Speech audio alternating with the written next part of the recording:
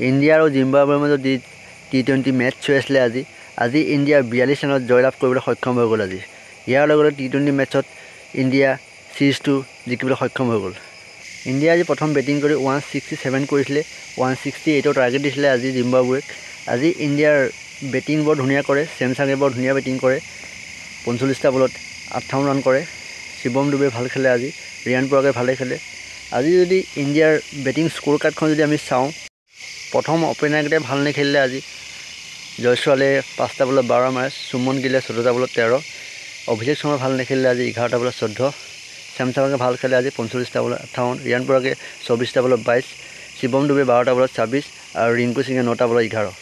জিম্বাবৱেৰ বেটাৰসকলে ইমান ঠিক নেখেলিলে আজি, তাৰ ফলত আজি জিম্বাবৱে 42 ৰানত হাৰি গ'ল। আজি ইণ্ডিয়াৰ বলিং বৰ ধুনীয়া কৰে, মুকেশ কুমাৰে বৰ ধুনীয়া বলিং কৰে, অভিষেক শৰ্মাই ভাল বলিং কৰে। ইণ্ডিয়াৰ যদি বলিং স্ক'ৰ কাৰ্ডখন যদি আমি চাওঁ, আজি মুকেশ কুমাৰে বৰ ধুনীয়া বলিং কৰে, 3 অভাৰ 3টা বলত 4টা উইকেট পায়। তুষাৰদেৱ পাণ্ডিয়াই 3 অভাৰত 1টা উইকেট পায়, ৰবি বিষ্ণুৱে উইকেট নাপালে আজি, ৱাশ্বিংটন সুন্দৰে আজি 1টা উইকেট পায়, অভিষেক শৰ্মাই 1টা উইকেট পায়, শিৱম ডুবে আজি 2টা উইকেট পায়। আজি শিৱম ডুবে প্লেয়াৰ অফ দ্য মেটচ পাবলৈ সক্ষম হয়, 12টা বলত 26 কৰিছিলে আৰু 2টা উইকেট পাইছিলে। ইয়াৰ লগে লগে ইণ্ডিয়া 4খন জিকিলে, সিৰিজটো নিজৰ হাতত আহিলে আৰু জিম্বাবৱে 1খন জিকিলে। যদি ভিডিঅ'টো ভাল লাগে লাইক কৰি দিব। Thank you so' much.